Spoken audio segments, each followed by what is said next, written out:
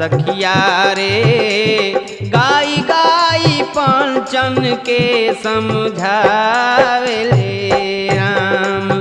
अरे सखिया रे गाई गाई पंचन के समझा